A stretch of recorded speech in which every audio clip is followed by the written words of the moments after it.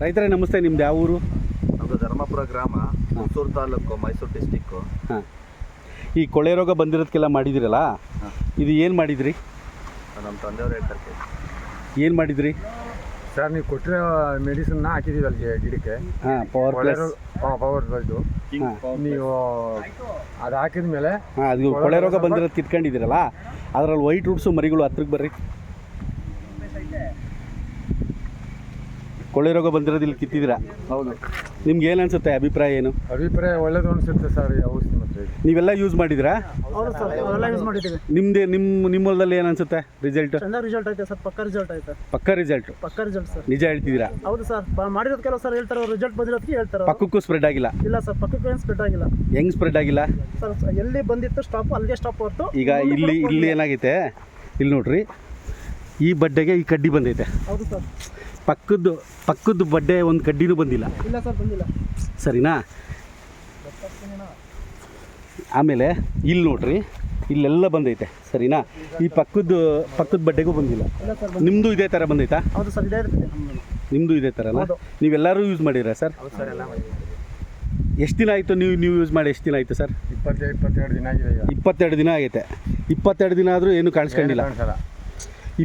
ನೀವು power plus drenching ಮಾಡಿದ್ರಲ್ಲ? ಹೌದು. ಇಷ್ಟೊಂದು ಬೆಳವಣಿಗೆ ಇತ್ತಾ? ಇಲ್ಲ, ಇನ್ನೂ ಕಡಿಮೆ ಇತ್ತು.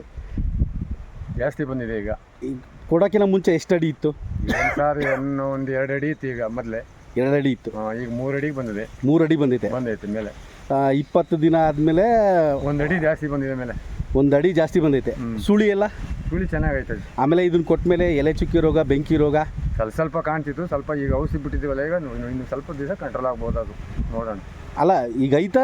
ಇಲ್ಲ, ಈ ಸ್ವಲ್ಪ ಇದೆ. ಸ್ವಲ್ಪ ಕಂಟ್ರೋಲ್ ಆಯ್ತಾ ಇದೆ. ನೋಡೋಣ ಆಮೇಲೆ. ಇಲ್ಲ, ಸ್ಟಾಪ್ ಆಗೈತಲ್ಲ. ಎಲ್ಲೈತೆ ಹೊಸದು? ಅದು ಚುಕ್ಕಿ ಕಾಣ್ತಿದೆಯಲ್ಲ, ಅದು ಹಳೇದಿದು. ಇದೇನು ಚುಕ್ಕಿ ಕಾಣಿಸುತ್ತೆ ಇದೆಲ್ಲ, ಇದೆಲ್ಲ ಹಳೇದಿದು. ಈಗ ಹೊಸ ಸುಳಿ ಕಡಿತಾ ಇದೆ. ಹಿಂಗೂ ಸ್ಪ್ರೇ ಮಾಡಿ 2 ದಿನ ಆಗೈತೆ ಸರ್. ಹಾಂ, ಹಿಂಗೂ ಮಾಡಿದ್ರೆ ಇದಕ್ಕೆ ಕಿಂಗ್ ಪವರ್ ಪ್ಲಸ್ ತುಂಬ ದಿನ ರಿಸಲ್ಟ್ ಬರುತ್ತೆ. ಹೌದು. ನಾವೇನು ಹೇಳ್ತೀವಿ ಅಂದರೆ, ಸ್ಪ್ರೆಡ್ ಆದರೆ ಮಾತ್ರ ಮಾಡಿರಿ. ಸ್ಪ್ರೆಡ್ ಆಗಲಿಲ್ಲ ಅಂದರೆ ಏನು ಮಾಡೋಕ್ಕೆ ಹೋಗ್ಬೇಡ್ರಿ. ನೆಕ್ಸ್ಟ್ ಏನು ಮಾಡ್ತೀರಾ ಅಂದರೆ, ಇದಕ್ಕೆ ನೀವು ಬೇವಿನ ಎಣ್ಣೆ, ಹೊಂಗೆ ಎಣ್ಣೆ, ಕಡಲೆಕಾಯಿ ಎಣ್ಣೆ, ಇದು ನಾನು ನಿಮ್ಗೆ ತೋರಿಸ್ತೀನಿ. ನೆಕ್ಸ್ಟು ನೀವು ಎಣ್ಣೆಯಿಂದ ಬೆಳೀರಿ. ಅಲ್ಲಿಗೆ ನಿಮಗೆ 750 ಚೀಲ, 800 ಚೀಲ ಬಂದೇ ಬರುತ್ತೆ ಇಳುವರಿ. ಆ ಎಣ್ಣೆ ತಂಬ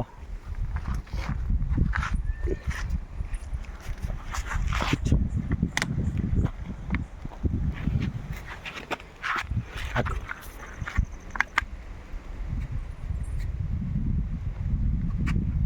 ಸಾಕ್ಬಿಡು, ನೀರು ಹಾಕು.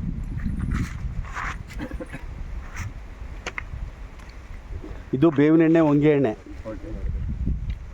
ಎತ್ತಕ್ಕೆ ಮೇಲಿಂದ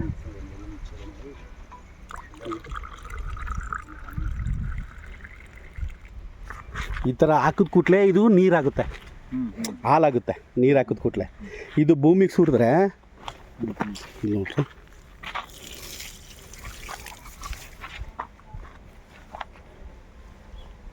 ಯಾವ ಕೆಮಿಕಲ್ಲು ಕೂಡ ಇಷ್ಟು ರಿಸಲ್ಟ್ ಇರಲ್ಲ.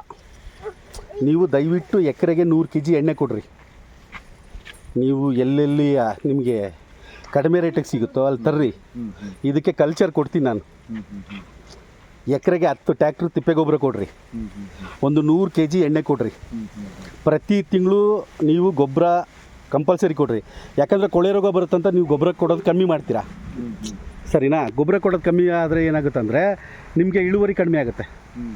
ರೇಟ್ ಬಿದ್ದಾಗ 300 ಚೀಲ ಬೆಳೆದ್ರೆ ಏನು ಬಂತು? 6 ಲಕ್ಷ ರೂಪಾಯಿ ಖರ್ಚು ಬರುತ್ತೆ ನಿಮಗೆ ಒಂದು ಎಕರೆಗೆ. ಒಂದು 750-800 ಚೀಲ ಕಂಪಲ್ಸರಿ ಬೆಳಿಲೇಬೇಕು ನೀವು. ನೋಡಿರಿ, ಇದು ಎಷ್ಟೊತ್ತಾದರೂ ಹಿಂಗೆ ಇರುತ್ತೆ. ಇದು ಸ್ಪ್ರೇ ಕೊಟ್ಟರೆ, ಈ ಎಣ್ಣೆ ಸ್ಪ್ರೇ ಕೊಟ್ಟರೆ 3 ದಿನಕ್ಕೆ ನಿಮ್ಮ ಪ್ಲಾಟೇ ಚೇಂಜ್ ಆಗುತ್ತೆ. ಯಾಕಂದರೆ ಇದು ನಮ್ಮ ಹತ್ರ ಸಿಗೋ ಪ್ರಾಡಕ್ಟ್ ಅಲ್ಲ, ರೈತರ ಹತ್ರನೇ. ಬೇವಿನ ಬೀಜ, ಹೊಂಗೆ ಬೀಜ, ಕಡಲೆಕಾಯಿ ಎಣ್ಣೆ, ಸೂರ್ಯಕಾಂತಿ ಎಣ್ಣೆ, ಪ್ರತಿಯೊಂದು ಎಣ್ಣೆನೂ ತಂದು ಕೊಡ್ರಿ. ಒಳ್ಳೆ ಇಳುವರಿ ಬರುತ್ತೆ. ನಿಮ್ಮ ಅಭಿಪ್ರಾಯ ಏನನ್ಸುತ್ತೆ? ಇಷ್ಟೊಂದು ಮರಿಗಳು ಕೊಳೆ ರೋಗ ಬಂದಿದ್ರಲ್ಲ, ಬರುತ್ತಲ್ಲ, ಚೆನ್ನಾಗಿ ಬರುತ್ತೆ. ಈಗ ನೀವು ಯಾವತ್ತಾದ್ರೂ ನೋಡಿದ್ರೆ ಇಷ್ಟೊಂದು ಬೇರು ಇದೆಲ್ಲ ನೋಡಿದ್ರೆ ಏನನ್ಸುತ್ತೆ ನಿಮಗೆ? ನೋಡಿಲ್ಲ, ಇಷ್ಟೊಂದು ನೋಡಿಲ್ಲ. ಇದು ಫುಲ್ ಬರ್ನಾಗಿ ಹೋಗಿರುತ್ತೆ ಅದು ಕೊಳೆ ರೋಗ ಬಂದರೆ. ಇದು ಈಗ ಭಾಳ ಕ್ಲೀನಾಗಿ ಬರ್ತಾಯಿದೆ ಮತ್ತೆ. ನಿಮ್ಮಲ್ಲೂ ಎಲ್ಲ ಹಿಂಗೆ ಬಂದೈತೆ ಸರ್? ಹೌದು, ನಮ್ಮ ಹೊಲದಲ್ಲೂ ಹಂಗೆ ಬಂದಿದೆ ಸರ್. ವೈಟ್ ರೋಡ್ಸು ಹೊಸದಾಗಿ ಬರ್ತೈತೆ. ನಿಮ್ಮ ಹೊಲದಲ್ಲಿ? ನಮ್ಮ ಹೊಲದಲ್ಲೂ ಬರ್ತೈತೆ ಸರ್. ನಿಮ್ಮ ಹೊಲದಲ್ಲೂ ಬರ್ತೈತೆ. ನೆಕ್ಸ್ಟ್ ಎಲ್ಲ ಎಣ್ಣೆ ತಂದ್ಕೊಂತೀರಾ ನೋಡಿರಿ. ಇದು ಎಷ್ಟೊತ್ತಾದರೂ ಹಿಂಗೆ ಇರುತ್ತೆ ಎಣ್ಣೆ. ಪ್ರತಿ 15 ದಿನಕ್ಕೆ ಎಕರೆಗೆ 10 ಲೀಟ್ರ್ ಕೊಡ್ರಿ. 6 ತಿಂಗಳು ತುಂಬುವವರೆಗೂ ಕೊಡ್ರಿ. ಪ್ರತಿ ತಿಂಗಳು ಗೊಬ್ಬರ ಮೈಕ್ರೋ ನ್ಯೂಟ್ರೆಂಟ್ ಕೊಡ್ರಿ. 50% ಆರ್ಗ್ಯಾನಿಕ್ ಅಂದರೆ ಈಗ ನಾನೇನೋ ಒಂದು ತಂದ್ಕೊಡ್ತೀನಿ ಅಂದ್ಕೊಂಡ್ರಿ ನಿಮಗೆ ಆರ್ಗ್ಯಾನಿಕ್ ಅಂತ ನಂಬಕ್ಕಾಗುತ್ತಾ? ಈ ಬೇವಿನ ಎಣ್ಣೆ ಹೊಂಗೆ ಎಣ್ಣೆ ನೀವೇ ತಂದಿರ್ತೀರಾ? ಹೌದು ಹಾಂ, ಹೌದು. 1 kg ಬೇವಿನ ಎಣ್ಣೆ ರೆಡಿ ಆಗಬೇಕಂದ್ರೆ ಎಷ್ಟು kg ಬೇವಿನ ಬೀಜ ಬೇಕು? ಮಿನಿಮಮ್ ಒಂದು 10 kg ಬೇಕು. 10 kg ಅಲ್ಲ, 15, 20, 25 kg ಬೇಕಾಗುತ್ತೆ. ಹಾಂ, ನೀವು 10 kg ಕೊಟ್ಟರೆ 10 ಲೀಟ್ರ್ ಒಂದು ಸರಿ ಕೊಟ್ಟರೆ 10 kg ಒಂದು ಸರಿ ಇದಕ್ಕೆ ಡ್ರಂಚಿಂಗ್ ಮಾಡಿದ್ರೆ ಎಷ್ಟು ಪವರ್ ಇರುತ್ತೆ ಅದಕ್ಕೆ. ಇದು ಹೆಂಗಂದರೆ ಕೆಮಿಕಲ್ಗಿಂತನೂ ಹೆವಿ. ನಿಮ್ಗೆ ಕೊಳೆ ರೋಗನೇ ಬರಲ್ಲ. ಹಾಂ, ನಾನು ಯಾಕೆ ಈ ವಿಡಿಯೋ ಮಾಡ್ತಿದ್ದೀನಿ ಅಂದರೆ ಬರೀ ನನ್ನ ಔಷಧಿ ಸೇಲ್ ಆಗಲಿ ಅಂತಲ್ಲ, ರೈತರು ಬದುಕಬೇಕು. ಹೌದು ಒಂದು ಒಳ್ಳೆ ಇಳುವರಿ ತೆಗಿಬೇಕು. ಅವರು 750-800 ಚೀಲ ತೆಗಿಬೇಕು. ನೆಕ್ಸ್ಟು ಕೆಲವರು ಟಾರ್ಗೆಟ್ ಮಾಡಿ ನಾನು ಬೆಳೆಸ್ತೀನಿ. 750-800 ಚೀಲ ಬೆಳೆಸ್ತೀನಿ ನಾನು. ಆಯ್ತು ಸರ್. ಸ್ಟಾರ್ಟಿಂಗಿಂದನೇ ಬೆಳೆಸ್ತೀನಿ ಅವ್ರನ್ನ. ನಿಮ್ಮದೆಲ್ಲ ಅಭಿಪ್ರಾಯ ಏನಂತೀರಾ? ತುಂಬ ಚೆನ್ನಾಗಿದೆ ಸರ್. ಇದು ಶ್ರೀರಾಮ್ ಅಗ್ರಿ ಬಯೋಕೇರ್ ಅವ್ರದ್ದು ತುಂಬ ಚೆನ್ನಾಗೈತೆ ಅಂತ ಅನಿಸ್ತೈತೆ ಪ್ರಾಡಕ್ಟು. ಇಲ್ಲೆಲ್ಲ ಭಾಳ ಜನ ಮಾಡಿದಾರ ಏನು ಸ್ವಲ್ಪ ಜನ ಮಾಡಿದಾರ ಸರ್? ಇಲ್ಲಿ ನಮ್ಗೆ ಮೊದಲು ಗೊತ್ತಿರಲಿಲ್ಲ ಸರ್, ಇದ್ರ ಬಗ್ಗೆ ಏನು ಗೊತ್ತಿರಲಿಲ್ಲ. ಈಗ ನಮ್ಮ ಫ್ರೆಂಡು ಶಿವರಾಜ್ ಅವರು ಮತ್ತು ಮಾದೇವ್ ಅವರು ನಮ್ಗೆ ಇದ್ರ ಬಗ್ಗೆ ಹೇಳಿದ್ರು. ಅದಾದಮೇಲೆ ಬಂದು ಈ ಥರ ಎಲ್ಲ ನಾವು ಟ್ರೈ ನೋಡೋದು ಅಂದ್ಬಿಟ್ಟು ಟ್ರೈ ಮಾಡ್ದೋ. ಯಾಕಂದರೆ ಕೊಳೆ ರೋಗ ಹೋಗೋದು ತುಂಬ ಕಷ್ಟ ಸರ್. ಅಂಥದ್ರಲ್ಲಿ ನಮಗೂ ನಂಬಿಕೆ ಇರಲಿಲ್ಲ, ಇದು ಹೋಗುತ್ತೆ ಏನೋ ಅನ್ನೋದು ಗೊತ್ತಿರಲಿಲ್ಲ ಸರ್. ನೋಡೋದು ಟ್ರೈ ಮಾಡ್ದೆ ಒಳ್ಳೆ ರಿಸಲ್ಟ್ ಬಂದೈತೆ. ಇದು ರೈತರು ಉಪಯೋಗಿಸಿದ್ರೆ ಒಳ್ಳೆ ಅನುಕೂಲ ಆಗ್ಬೋದು ಸರ್. ನೋಡ್ರಿ ಎಣ್ಣೆದು ನೋಡ್ರಿ ಎಷ್ಟು ಅದು ಹೋಗೋದೇ ಇಲ್ಲ. ಅದು ಭೂಮಿಯೊಳಗೆ ಎಷ್ಟು ಬಲ ಇರುತ್ತಂದರೆ ನೀವು ಯಾವ ಕೆಮಿಕಲಿಂದನೂ ಅಷ್ಟು ಇಳುವರಿ ತರೋಕ್ಕಾಗಲ್ಲ. ನಾನು 10 ವರ್ಷದಿಂದನೂ ಎಣ್ಣೆ ಇಲ್ಲಾಂದರೆ ಯಾವ ಬೆಳೆನೂ ಬೆಳೆಯಲ್ಲ. ಎಣ್ಣೆ ಇಲ್ಲಾಂದರೆ ನಾನು ಆ ಬೆಳೆ ಬೆಳೆಯೋಕ್ಕೆ ಹೋಗಲ್ಲ. ನೀವು 50% ಆರ್ಗ್ಯಾನಿಕಲ್ಲಿ ಬೆಳಿಬೇಕು, 25% NPKಲ್ಲಿ ಬರಬೇಕು, ಇನ್ನು 25% ಮೈಕ್ರೋ ನ್ಯೂಟ್ರೆಂಟಲ್ಲಿ ಬರಬೇಕು. ರೋಗ ಬರಲ್ಲ. ನೀವು ಇದು ಆರ್ಗ್ಯಾನಿಕ್ ಅಂತ ನೀವು ಯಾವುದೋ ಕೊಟ್ಟರೆ ಅದು ರೋಗ ಬಂದೇ ಬರುತ್ತೆ. ಈ ನಿಮ್ಮ ಕಣ್ಮುಂದೆನೇ ತಿಪ್ಪೆ ಗೊಬ್ಬರ, ಬೇವಿನ ಎಣ್ಣೆ, ಹೊಂಗೆ ಎಣ್ಣೆ, ಯಾವ ಎಣ್ಣೆ ಸಿಗುತ್ತಾ ಆ ಎಣ್ಣೆ ನಿಮಗೆ ಆರ್ಗ್ಯಾನಿಕ್ ಅಂತ ಗೊತ್ತಾಗುತ್ತಾ? ಅದು 50% ಆಗುತ್ತಾ? ಇನ್ನು 25% NPK, ಇನ್ನು 25% ಮೈಕ್ರೋ ನ್ಯೂಟ್ರೆಂಟ್ ಕೊಡ್ರಿ, ರೋಗ ಬರಲ್ಲ, ಇಳುವರಿ ಜಾಸ್ತಿ ಆಗುತ್ತೆ. ನಾನು ನಿಮ್ಗೆ ಯಾಕೆ ಈ ವಿಡಿಯೋದಲ್ಲಿ ಹೇಳ್ತೀನಿ ಅಂದರೆ, ಈಗ ನೀವು ಒಂದು 300 ಚೀಲ ಬೆಳೆದ್ರಿ ಅಂದ್ಕೊಳ್ರಿ, 6 ಲಕ್ಷ ರೂಪಾಯಿ ಖರ್ಚು ಬಂದಿರುತ್ತೆ. 2,000 ರೂಪಾಯಿ ಚೀಲ ಮಾರಿದರೆ ಅಲ್ಲಿಗೆ ಸರಿ ಹೋಗುತ್ತೆ. ಸರಿನಾ? ನನ್ನ ಲೆಕ್ಕಕ್ಕೆ ಒಂದು 500 ಚೀಲ ಟಾರ್ಗೆಟು ಚೆನ್ನಾಗಿ ಬೆಳೆದ್ರೆ ನೀವು, ಸರಿನಾ? 500 ಚೀಲ ಚೆನ್ನಾಗಿ ಬೆಳೆದ್ರೆ 500 ಚೀಲ ಬೆಳಿತೀರಾ. ಒಂದು 750-800 ಚೀಲಕ್ಕೆ ಬೆಳೆದ್ರೆ 500 ಚೀಲದ್ದು ದುಡ್ಡು ಹಂಗೆ ಉಳ್ಕೋಬೇಕದು, ಸರಿನಾ?